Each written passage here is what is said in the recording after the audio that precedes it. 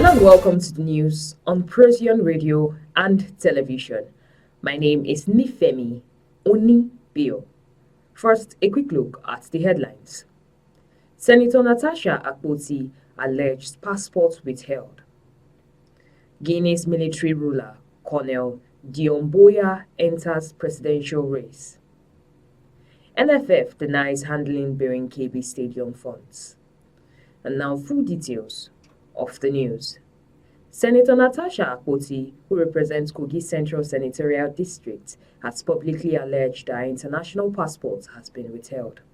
The lawmaker made the allegation in a live broadcast on her Facebook account on Tuesday morning, claiming that the action has prevented her from traveling outside the country.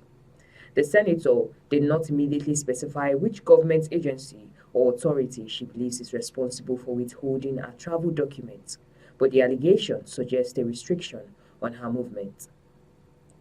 The 2023 Labour Party presidential candidate, Peter Obi, on Monday stated that the threat by US President Donald Trump to potentially invade Nigeria with military force over claims of Christian genocide should be a source of serious concern for every Nigerian.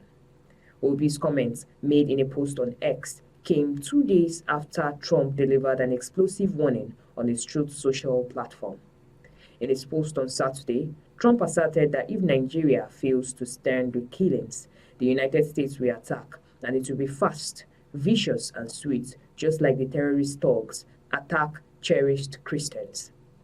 Trump also claimed he had asked the Pentagon to map out a possible plan of attack in Nigeria, a day after labeling Christianity as facing an existential threat in the country. Peter Obi also expressed deep worry over Trump's reported designation of Nigeria as a country of particular concern. The former Anambra State governor called for urgent diplomatic exchange between Nigeria and the United States to address the escalating rhetoric and undialing issues. The National Security Advisor, Malam Nuhu Ribadu, has convened an emergency meeting with service chiefs and heads of security and intelligence agencies following the threats of military actions against Nigeria by US President Donald Trump. The high-level meeting, held at the National Counterterrorism Center in Abuja, was directed by the reports that US President Trump had instructed preparations for possibly military intervention in Nigeria over allegations of Christian genocides. Sources confirmed that the session began in the afternoon and was focused on assessing the implications of Trump's statements. The NSA reportedly convened the meeting to coordinate a unified national security response and review intelligence assessments on the potential fallout of the US pronouncement. The meeting came amid heightened tensions following Trump's statement late Sunday that the US attack in Nigeria could include ground operations and airstrikes. The outcome of the strategic meeting is expected to be formally communicated through official channels from the NSA's office soon. And on the international scene, the military commander who seized power in Guinea 4 years ago, Colonel Mamadi Doumbouya, has formally entered the presidential race, breaking his earlier promise to hand governance back to a civilian government. Colonel Doumbouya submitted his candidacy at the Supreme Court on Monday, arriving flecked by soldiers and wearing his signature black sunglasses. He did not make any public comments following the submission.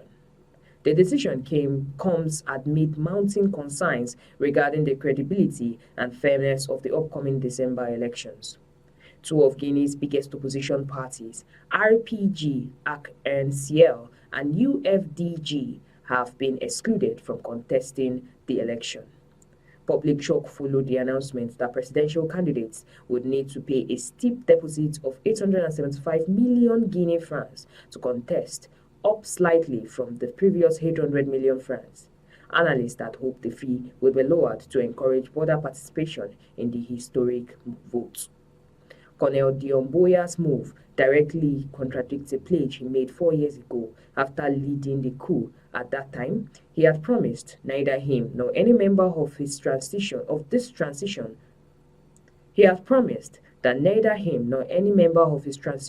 will be candidates for anything. According to him, as soldiers, he valued his word very much. The election is being held under a new constitution which was adopted recently and permits Colonel Doumbouya to run for presidency. And now we dive into the world of sports. The chairman of the National Sports Commission, Shehu Diko, has firmly denied allegation that the Nigerian Football Federation, the NFF, mismanaged a grant for the controversial Birnin-Kebbi mini stadium. Diko confirmed that the NFF never received or managed the $1.19 million in FIFA funds for the project. He asserted that the global football body, FIFA, managed the project's fundings and executions directly under their forward program, ensuring the process was transparent and adhered to global standards. The controversy arose from a photo circulated last year showing an unfinished structure, sparking public outrage over how the nearly $1.2 million was spent. Diko explained that the project's apparent lack of value is due to Nigeria's volatile economy. The project was approved in 2015 when the dollar value was low, but delay in land acquisition pushed the contract signing to 2020, by which time the grant's purchasing power had been severely eroded.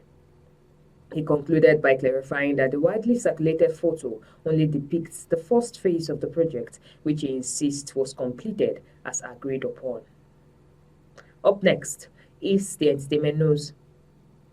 Senator Ned Nwoko has allegedly ordered the arrest of the sibling of his fourth wife, actress Regina Daniels, amid a messy marital crisis that has spilled into the public sphere. The alleged arrest follows reports that actress Regina Daniels had recently filed for a divorce, accusing the lawmaker of domestic violence. In response to the divorce and domestic violence claims, Senator Nwoko reportedly accused Regina Daniels of substance abuse.